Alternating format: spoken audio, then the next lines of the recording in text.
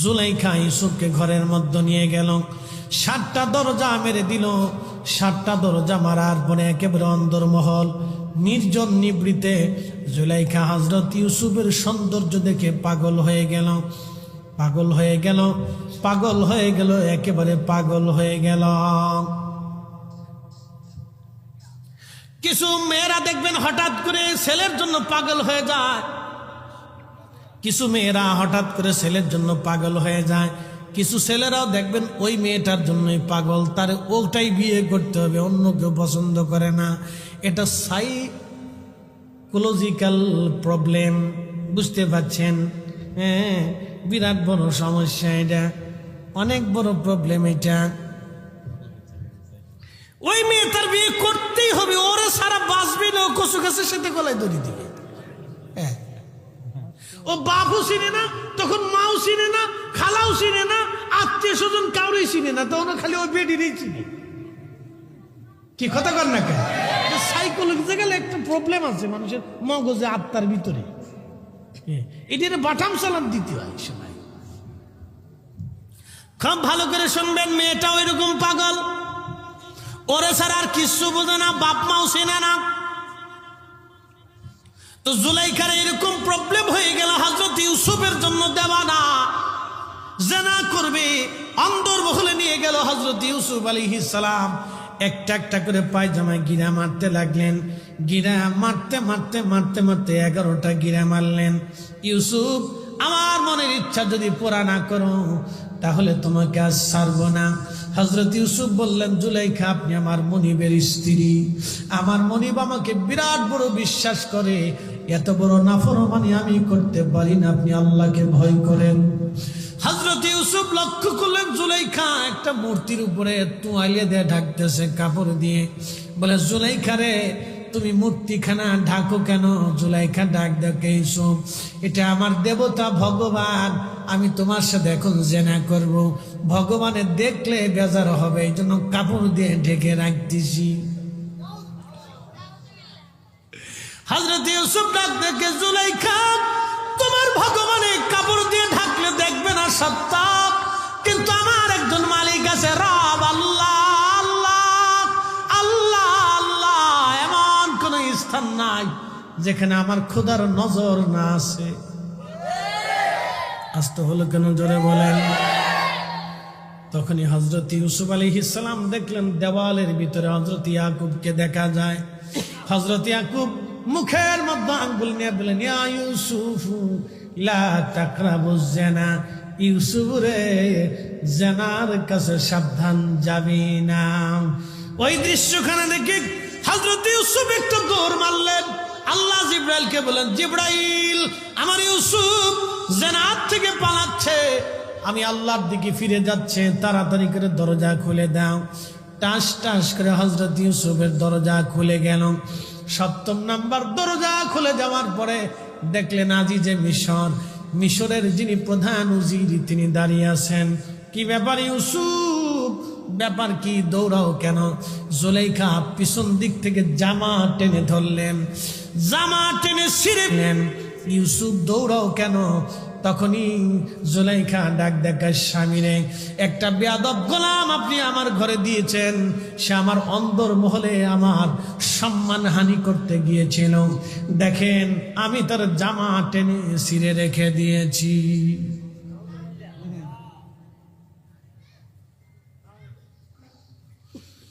জামা টেনে ছিঁড়ে রেখে দিয়েছি। ঠিক তখনই ইউসুফ কয়, না, মিথ্যা, আপনার স্ত্রী আমাকে অন্দরমহলে নিয়ে তার সাথে জানার জন্য উদ্বুদ্ধ করেছিল, আমি পালাচ্ছি। ইউসুফ রে, তোমার পক্ষে কি কোনো দলিল আসেনি? হযরত ইউসুফ বললেন, হ্যাঁ, আমার পক্ষে দলিল আছে। বলে, কি দলিল? বলে, দলিল হলো আপনার পাশের রুমে আপনার ভাতিজা দোলনায় শুয়ে আছে, আপনি ছোট্ট শিশু বাচ্চার কাছে যা জিজ্ঞাসা করেন আমি দোষী না আপনার জুলাইখা দোষী। বলে, বাচ্চা কি কথা বলবে? হ্যাঁ বলবে। যান আজিজে মিশর ছোট্ট দোলনায় থাকা বাচ্চার কাছে যা জিজ্ঞেস করলেন, ভাতিজা বলো আজকের ঘটনায় আমার স্ত্রী জুলাইখা দোষী না আমার ইউসুফ দোষী? তখন বাচ্চার জবান খুলে গেল। বাচ্চা ডাক দে বলে, আজি যে মিশর, জামার সামনে থেকে যদি ছিঁড়ে যায় তাহলে ইউসুফ দোষী, আর জামার পিছন দিক থেকে যদি ছিঁড়ে যায় জুলাইখা দোষী। জোরে করেন আল্লাহু আকবার, আরো জোরে বলেন আল্লাহু আকবার। আজি যে মিশর এসে দেখলেন জামার পিছন দিক থেকে ছেঁড়া। ডাক দেখে, জুলাইখা তুমি দোষী। জুলাইখা কয়, স্বামী গো সাবধান, আর কিন্তু কথা বাড়াবেন না, ইজ্জত কিন্তু আপনার চলে যাবে। বেটিদেরকে আল্লাহ একটা উপস্থিত বুদ্ধি দিয়েছে, কিচ্ছু না বললে সেরাত করে চোখের পানি ছেড়ে দে, কান্দে দেবে।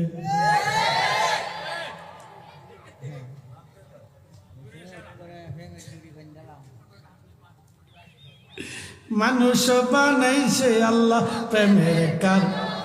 পরে পরে গা, এরা না থাকলে কিন্তু জগৎ অন্ধকার হয়ে যেত। কি কথা কর না, ঠিক আছে না? এদেরকে আল্লাহ পাঠাইছে আমরা আলো দিয়ে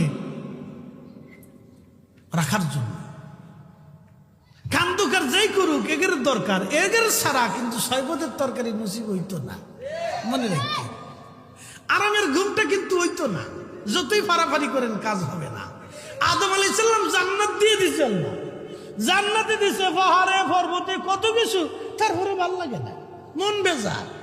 আল্লাহ তো জানে যে কি লেগে মন বেজার। তো গমে তো উঠতে দেখে সুন্দরী একজন বইয়ে রয়েছে, ঢাকনা মরে দেখে, এটা আবার কি এত সুন্দর। তো দেখতে গেছে, আল্লাহকে দাঁড়াও, অপেক্ষা করো। বলে কি হয়েছে? বলে কি করো? আল্লাহ দেখতেছি যে সুন্দরী তো। আল্লাহকে বিয়ে করার লাগবে। বলে বিয়ে আবার কি? ফেরেশতা যাচ্ছে। জিবরিল আমিন এসে হিজাব কবুল করাইলেন। আদম আলাইহিস সালামের বাম পাজরের বাঁকাহার কিঞ্চিত, বাঁকাহার থেকে কিঞ্চিত, বাঁকাহার থেকে আম্মা জান হাওয়াকে আল্লাহ বানাইলেন।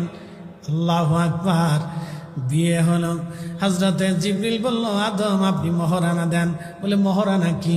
বলে আল্লাহর পক্ষ থেকে আপনার স্ত্রীকে আপনার সম্পদ থেকে মহারানা দেন। বলে আমি আল্লাহর জান্নাতে খাই, আল্লাহর জান্নাতে ঘুমাই, মহারানা আবার কোথা থেকে পাবো? আল্লাহ ডাক দিলেন, জিবরিল আমার আদমকে বলে দাও আমার আখিরি নবী রাহমাতুল লিল আলামিনের নামে 3 বার মতান্তরে 11 বার দুরূদ শরীফ পড়ে যেন তার হাওয়া এবং তার স্ত্রী হাওয়াকে যেন মহারানা দিয়ে দেয়। তাহলে এই মহারানার হক আদায় হয়ে যাবে।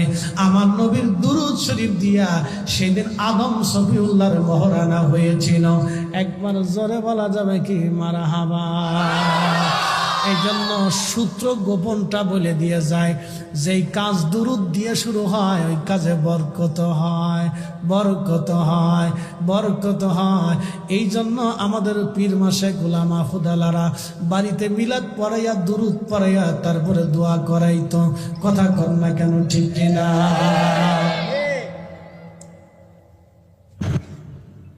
রহস্য আছে, প্রত্যেক ইবাদতের রহস্য আছে। এই জগৎ আপনারা বুঝবেন না, এটা আলাদা জগৎ। এ মুসলমান ভালো করে শুনে যাবেন হাজিরিন। হযরত জুরাইদের কথা বলছিলাম। প্রিয় নবী বললেন 3 নাম্বার বাচ্চা হলো জুরাইদের সাক্ষী। হযরত জুরাইজ বললেন বাচ্চাটাকে আমার কাছে আনো। বাচ্চাটাকে আনা হলো। হযরত জুরাইজ শাহাদাত আঙ্গুল দিয়ে বাচ্চার তলপেটের মধ্যে ধাক্কা দিলেন, এ বাচ্চা বলো আমি তোমার বাবা নাকি অন্য কেউ? সেই সময় হযরত জুরাইজের সাক্ষী জবান খুলে যায় বলল, ও সমাজের মানুষ, এই জুরাইজ আমার বাবা না, অমুক রাখাল আমার বাবা। আমার মা ওই রাখালের সাথে জেনা করেছিল, আমি তার ফসল। আল্লাহর ওলি জুরাইজ একেবারে নির্দোষ, তার কোনো দোষ নাই। একবার জোরে বলেন আল্লাহু আকবার। এত বড় বুজুর্গ মার কাছে ধরা, হুজুর ঠিক আছে না?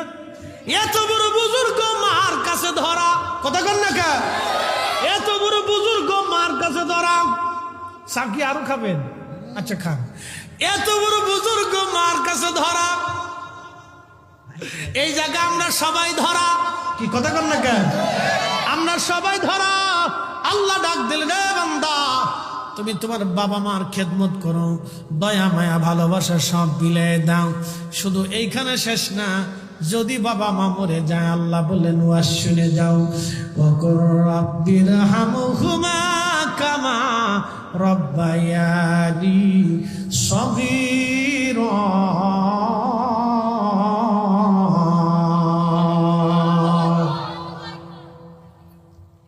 মাকালের ফল দেখতে ভালো, উপরে লাল নীল ভিতরে কালো। মাকালের ফল দেখতে ভালো, উপরে লাল নীল ভিতরে কালো। ওরে সারা জীবন এমনি গেল দয়াল, সারা জীবন এমনি গেল, খাইতে আমরা পারলাম না। যার ভিতরে নাই রসুলের প্রেম, তার সাথে ভাব কইর না।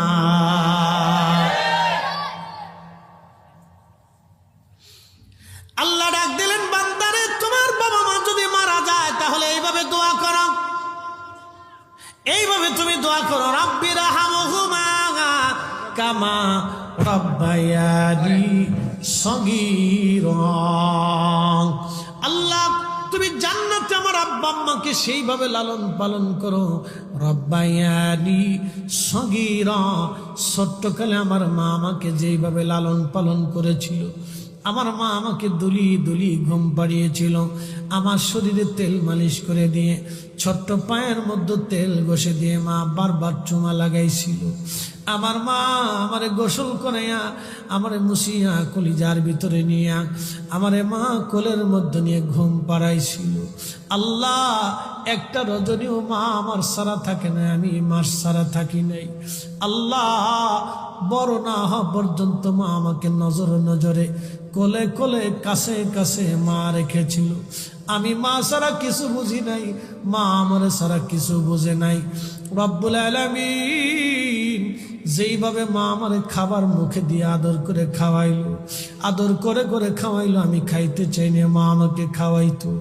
আল্লাহ, ছোট্টকালে যেইভাবে মা আমাকে লালন পালন করেছে, ইয়া রব, সেইভাবে আমার বাবা আমাকে তুমি জান্নাতে লালন পালন করো। বন্ধুরে, এই জন্য যারা দোয়া মানে না, ও বেটা নাফরমান। যে দোয়া মানে না, সে বাবা মার হক আদায় করতে পারে না। যে দোয়া মানে, সে বাবা মার হক আদায় করে। সাহাবী বলেন, হুজুর, বাবা মা মারা গেছেন, এখন কি তারা হক পায়? বলে, হ্যাঁ পাবে। তুমি যতদিন পর্যন্ত জীবিত থাকবা, ততদিন বাবা মা হক পাবে। ইয়া রাসূলুল্লাহ, কি পাবে? বলে, বেশি বেশি করে দোয়া করবে এবং তার আত্মীয় স্বজনের সাথে সুসম্পর্ক রাখবে, কোনো ওসিয়ত করলে সেটা পালন করবে, রক্ষা করবে। বাবা মার জন্য বেশি বেশি করে দোয়া করবে। দোয়া কেমনে করবে আল্লাহ নিজে শিক্ষা দিলেন। এখন যারা দোয়া মানে না, মূলত সে বাবা মার হক আদায় করতে পারে না। আজকে ওরা কারা? যারা নামাজের পরে দোয়া, মিলাদের পরে দোয়া, মাহফিলের পরে দোয়া, ইসালে সওয়াবের পরে দোয়া, কোরআন খতমের দোয়া, ফেদাতের ফতোয়া মেরে মেরে বন্ধ করতে চায়, ওরাই হলো শয়তানের কারিগর। হাত উঁচা করে বলেন, ঠিক কিনা? দোয়া চলবে কি চলবে না?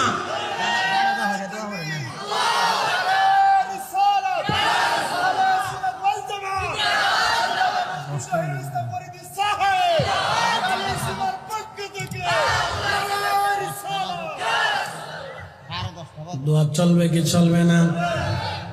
মিলাদ হবে কি হবে না? কোরআন খতম চলবে কি চলবে না? আল্লাহ চালাইবার তৌফিক দিক, সকলে বলেন আমিন। বাবা মার খেদমতের ওয়াজ করলাম, সাবধান। আবার বলতেছি, কাবা শরীফের গিলাফ দিয়েও যদি কবরে দেওয়া হয়, জান্নাত হবে না যদি বাবা মা বেজার হয়ে যায়। সুজা হিসাব, একেবারে ডাইরেক্ট অ্যাকশন মেরে দিছি। বাকি ঝুঁকি আমার কাছে নাই, বাকি ঝুঁকি নাই। এই জন্য যেখানে থাকবেন, বাবা মা যদি আপনার জীবনের সব কিছু নিয়েও যায়, তারপরেও কোনো আপনি বাবা মাকে দোষ দিতে পারবেন না। বলে দিয়ে যাই, আপনি অনেক পরিশ্রম করছেন, বাবা মা আপনার থেকে সব নিয়ে গেছে, যাক নিয়ে যাক, কিচ্ছু বললেন না। আপনার থেকে সম্পদ নিয়ে যদি আপনার ছোট ভাইরে দিয়ে দেয়, দিয়ে দিছে, কিছু বললেন না, দোষ দিয়েন না, রাগ করেন না, গালি দিয়েন না, ধমক দিয়েন না, বিচ্যুত হয়েন না, তাকে জুদা করে দিয়েন না, তার থেকে জুদা হয়েন না।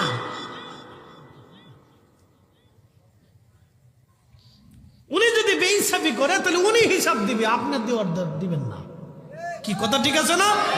উনি যদি আপনার সাথে বেইনসাফি করে তাহলে উনি রবের কাছে জবাব দিবে, কিন্তু আপনি যদি বেইনসাফি করতে যান তাহলে আপনার সর্বনাশ হবে। কারণ উনি কিন্তু আপনাকে দিয়ে আসে নাই, উনার মাধ্যম দিয়ে আপনি দুনিয়াতে আসছেন। উনি কিন্তু আপনাদের দিকে দিয়ে আসে নাই, ওনাদেরকে দিয়ে আপনি আসছেন। এই জন্য বাবা মার খেদমতের প্রতি বিরাট নজর রাখবেন। মা বোনদের দৃষ্টি আকর্ষণ করি, যেই স্বামী আপনার শ্বশুর শাশুড়ির খেদমত করবে না, ওই স্বামীকে আপনি বুঝাইয়া খেদমত করান। মনে রাখবেন, যেই স্বামীটা, যেই পুরুষটা নিজের বাবা মা থেকে জুদা হয়ে যায়, ওই পুরুষটা একদিন আপনার থেকেও জুদা হয়ে যেতে পারে। হিসাব তো সহজ, যে তার বাবা মার সাথে বেইমানি করে সে স্ত্রীর সাথে করতেই পারে। কারণ স্ত্রীর সম্পর্ক তো এক শব্দে তালাক দিলাম, এক তালাক দিলাম তো শেষ। কি কথা ঠিক আছে না ভাই? স্ত্রীর সাথে সম্পর্ক কি? এক তালাক দিলাম তো শেষ, এক শব্দে শেষ হয়ে গেল সম্পর্ক। আর বাবা মা কিয়ামত পর্যন্ত যদি সন্তান বাবা মার সাথে রাগ করে তো বাবা মাই থাকে। তো সেই সন্তান যদি বাবা মার সাথে বেইমানি করে তো আপনার সাথে বেইমানি করবে, এটা তো সহজ হিসাব। আপনি বুঝেন না কেন? আপনি উল্টে বাবা মা থেকে আপনি তার সন্তানকে সরিয়ে নিয়ে আসতেছেন ফুসলিং ফাসলিং মিডিয়া। কাজ হবে না তো, আপনি তো বলদ, আপনি বুকার স্বর্গে বাস করতেছেন। এই জন্য এগুলি হিসাবের কথা, হিসাব করতে হবে। বোন আমার, আল্লাহ আপনাদের দিনকে, জীবনকে সুখময় করুক, আমরা দোয়া করি। আমরা পরামর্শ দিই, আপনাদেরকে নসিহত করি, উপদেশ দেই, বুঝাই, কিছু কথা শিখাই, কিছু কথা জানাই, ইতিহাস থেকে, তারিখ থেকে, কিতাব থেকে, হাদিস থেকে, কোরআন থেকে আপনাদেরকে শিখাই, বাস্তবতা থেকে শিখাই। আপনাদের জীবন জিন্দেগি যাতে সুন্দর হয়, ইসলাম কি জিনিস যাতে আমরা বুঝতে পারি। আল্লাহ আমাদেরকে বুঝার তৌফিক দিক। সকলে বলেন আমিন। আল্লাহ বানাইলেন কত জাতি, হইল না তার প্রেম প্রীতি, অবশেষে মানুষ বানায় প্রেমের কারণে, প্রেমের ডোরি বান্ধরে মা দিনার শনে। আহা, প্রেমের ডোরি বান্ধরে মা দিনার শনে। জবান খুলে আল্লাহ আল্লাহ আল্লাহ। শাহজালাল আমিনী মুজাদ্দিদের বিরুদ্ধে লাগার কারণে গোবিন্দের আকাশে, ভাগ্যের আকাশে মেঘ জমেছিল। হযরত সাইয়েদুনা মুজাদ্দিদ আল ফিসানি আল ফারুকী রাদিয়াল্লাহু আনহুর সাথে বন্ধ করে সম্রাট আকবরের ভাগ্যের আকাশে মেঘ জমেছিল। বাজান, খুব সাবধান, খুব সাবধান। আল্লাহ ওলিদের সাথে পাড়াপাড়ি যদি কেউ করতে চাও, শোনো, অনেকের চিন্তা আমরা ক্ষমতা আসলে একটা মাজারও রাখবো না। তোমরা শুনে রাখো, এক নূরে পাগলারে ফুরাইয়া বিপদে আসো। আর যদি শাহজালালের মাজারে তোমরা হাত দিতে যাও, বাংলাদেশের ঘরে ঘরে আগুন লেগে যাবে। কি ভাবতেছেন আপনারা? হ্যাঁ, এত সহজ দুনিয়াটা? পাগল তো বহু কিছুই স্বপ্ন দেখে বাপ। পাগলের সুখ মনে মনে, রাত হলে তার আগুনে। একটু চা খাইলে ফুকায়ও আমার চা খাইতে দিত না, ভিতরে পড়ছে। যাক, করুক, আর কিছু করার নেই। না, শীতকালে শীত এসে গেছে, ফুকা কোত্থেকে আসে? না খামু, আবার পরে খামু, অসুবিধা নেই।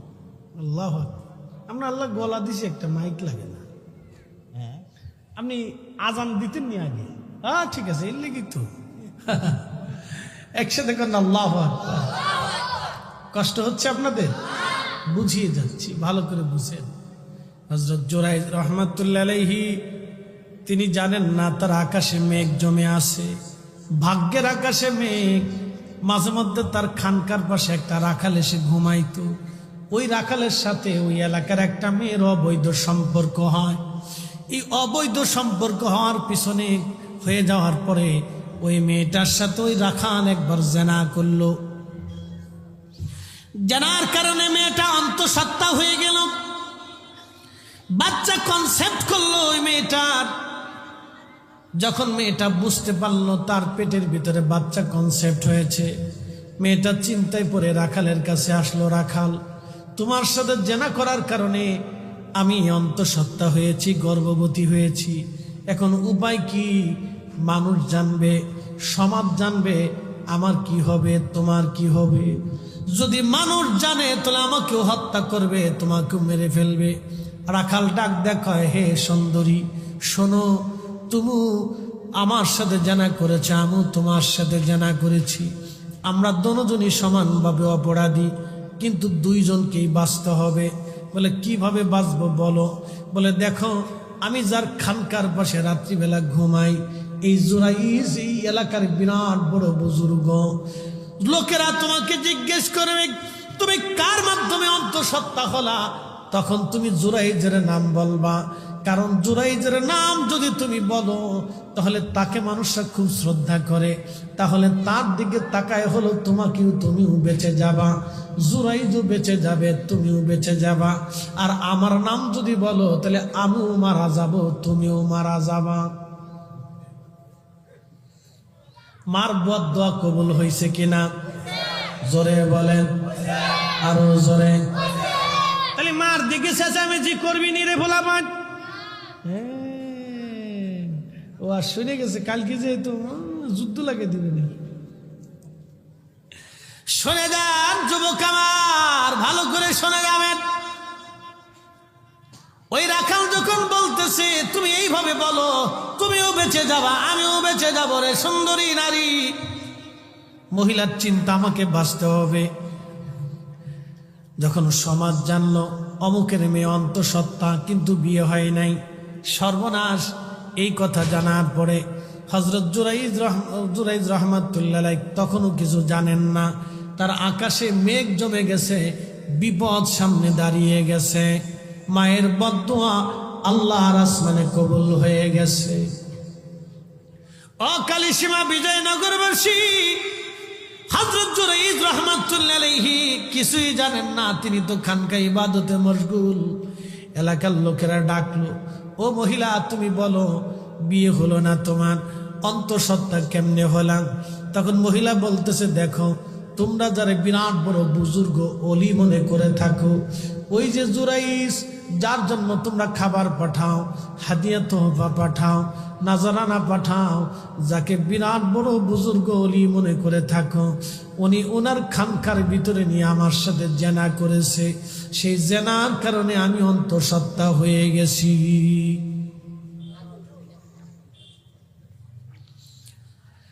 যুবকরা লাঠি সোটা নিয়ে সমস্ত মানুষেরা দৌড়ে জুরাইজের খানকার উপর আক্রমণ করলো। আগুন দিয়ে খানকা পুড়িয়ে জুরাইজকে ঘর থেকে বের করে লাঠি দিয়ে মারতে লাগলো। জুরাইজ বলল, লোকেরা তোমরা আমাকে হঠাৎ করে আক্রমণ করলা, মারো, কারণ কি? আমার অপরাধ কি বলবানি?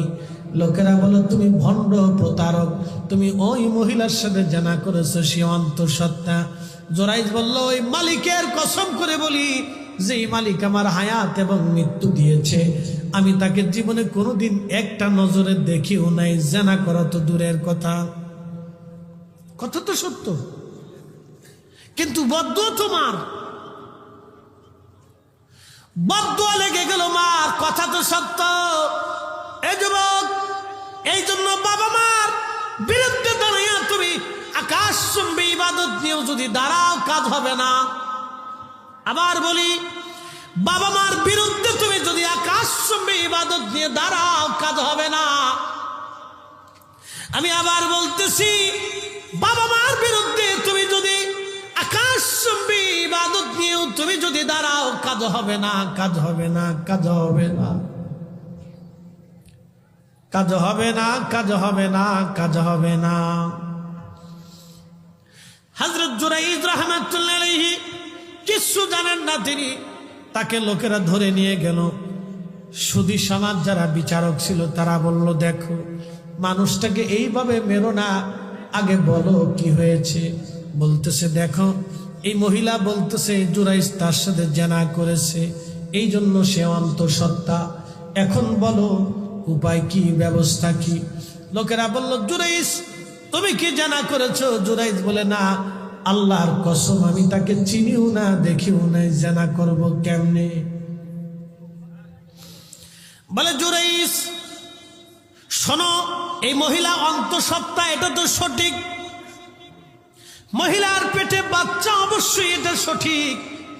মহিলার পক্ষে দলিল হলো তার পেটের বাচ্চা। যদি বাচ্চা না থাকতো তাহলে আমরা ভাবতাম সে মিথ্যাবাদী, কিন্তু মহিলার পেটে তো বাচ্চা।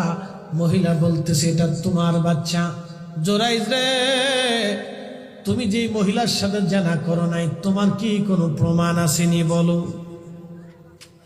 কি মুশকিল, তখনকার দিনে তোমার ডিএনএ টিএনএ এই হাবিজাবি এইগুলো ছিল না। হযরত জুরাইজ বললেন, দেখো গো, মহিলার পেটের বাচ্চা, মহিলা অন্তঃসত্ত্বা সত্য, কিন্তু আমি জেনা করি নাই, আমার কাছে তো তেমন কোনো প্রমাণ নাই। বলে, জুরাইজ প্রমাণ যদি দিতে না পারো তাহলে আমরা ধরে নিব তুমি এই মহিলার অন্তঃসত্ত্বা হওয়ার তুমি, কারণ এই মহিলার পেটে যেই বাচ্চা এসেছে এই বাচ্চার মালিক তুমি জুরাইজ, সেই জন্য তোমার বিচার করা হবে। যদি প্রমাণ তুমি দেখাইতে পারো তাহলে তোমাকে ছেড়ে দেওয়া হবে। জুরাইজ ডাক দিয়ে বলল, সমাজের লোকেরা, আমি যদি প্রমাণ দেই তোমরা কি মানবা? বলে, হ্যাঁ অবশ্যই মানবো। শোনো, ওই মহিলার যেই পেটে বাচ্চা আছে ওই বাচ্চাটাও আমার সাক্ষী। বলে, জুরাইজ রে, পেটের বাচ্চা কি করে সাক্ষী হবে? বলে, এই বাচ্চাটা প্রসব হওয়ার পরে আমি ছোট্ট শিশুর কাছে জিজ্ঞাসা করব আমি তার বাবা নাকি অন্য কেউ তার বাবা। লোকেরা বলল, জুরাইজ শিশু বাচ্চা কি মার কোল থেকে কথা বলবে? জুরাইজ বলল, হ্যাঁ আমি বললে শিশু বাচ্চা কথা বলবে। একবার জোরে বলা যাবে কি আল্লাহু আকবার? অন্ধকার কূপের মধ্যে ময়লা পানি, কাঁটা যুক্ত পানি, আমার ইউসুফের গায়ে যেন নাপাক পানি না লাগে। জলদি করে যাও, জান্নাতি একটা পাথর নিয়ে যাও, ওই কূপের মধ্যে উপরে দিয়া দাও, আমার ইউসুফ পাথরের উপরে দাঁড়ায় থাকবে। ইয়াকুব নবীর অন্তরের গাওয়াহি, আমার সন্তান মরে নাই। ঠিকই বিশাল কথা কোরআনে আল্লাহ বলেছেন। সর্বশেষ ইউসুফ নবী যখন মিশরের অর্থ মন্ত্রণালয়ের দায়িত্বে বসিয়া দুর্ভিক্ষের সময় মানুষের খানা দেয়, ইয়াকুব নবী সন্তানের কয়, তোরাও যা একটু খানা নিয়ে। কিন্তু ইউসুফ যে খানা দেয় এটা বাবাও জানে না, সন্তানেরাও জানে না। যখনই গিয়া ঢুকলো, ইউসুফ নবী সিংহাসন থেকে দেখছে এরা আমার সেই ভাই যারা আমাকে মেরে মেরে কূপের মধ্যে ফেলেছিল। কিন্তু এই ভাইরা কেউ ইউসুফের চেনে নাই। ইউসুফ নবী জিজ্ঞাসা করলো, তোমরা কয় ভাই? বলে, আমরা 10 ভাই, আর এক মায়ের গর্ভে আছে আর এক ভাই। কি নাম? কয় বিনিয়ামিন। আর কোন ভাই আসেনি? কয় আর এক ভাই ছিল, নাম হলো ইউসুফ। ইউসুফ নবী কৌশল করে এখনো পরিচয়টা দেয় না। কয় আপনাদের আব্বা আসেনি? কয় আছে। কয় নাম কি? কয় ইয়াকুব। কয় আপনাদের আব্বার কি খবর? ভাইরা কান্না করে আর কয় আমার ওই সেই ইউসুফের জন্য কান্না করে করে আমার বাবা অন্ধ হয়ে গেছে। আমার বাবা ইউসুফ ইউসুফ করিয়া খায় না, ঘুমায় না, শুধু কান্না কান্না কান্না। 40 বছর পর্যন্ত আমার বাবা ইউসুফের পাগল। আমার ইউসুফের কই পাইবে? কান্না করে করে আমার বাবা অন্ধ হয়ে গেছে, চোখে কিছু দেখে না। ইউসুফ নবী গোপনে গিয়া হাউ মাউ করে কান্না করে আর বলে, ও মালিক, আমার বাবার সাথে তুমি মোলাকাতের ব্যবস্থা করায় দাও। ইউসুফ নবী ভাইদেরকে বেশি খানা দিয়া কয়, যাও, সামনে বার তো আইতে হইবে, খানা শেষ হইলে সামনের বছর যখন আসবা বিনিয়ামিনরে ছাড়া আসলে তোমাদের খানা দেওয়া হবে। ইউসুফ নবী এখনো পরিচয় দেয় না, তোমরা আমার ভাই, আমি সেই ইউসুফ। বিনিয়ামিনরে যদি আনো, খানা দেওয়া হবে না। ভাইরা গিয়া ডাক দিয়া, কাপু অনেক খানা দিছে, টাকা দিয়া দিছি, কিন্তু গোপন ইউসুফ নবী টাকা না নিয়ে খাদ্যের মধ্যে ঢুকায় দিছে। বাড়িতে আইসা খানার বস্তা খুলে দেখে ভিতরে টাকাও আছে, টাকা রাখে নাই। আব্বা যান, সামনে গেলে বিনিয়ামিনরে না নিলে দিবে। এইবার ইয়াকুব নবীর অন্তরে তো ধাক্কা লাগছে, মনে হয় আমার ইউসুফের ঘেরার পাওয়া যায়। এইবার ইয়াকুব নবী ওদের কাছে প্রকাশ করে না, ডাক দিয়া কয়, তোরা আমার ইউসুফের নিয়ে হারাইছো, আমার বিনিয়ামিনের আর দিব না। যদি আবার হারাইয়া ফালাও, আমি কারে দেখে একটু কলিজা ঠান্ডা করব? আমি ইউসুফের হারাই আজকে অন্ধ হয়েছি।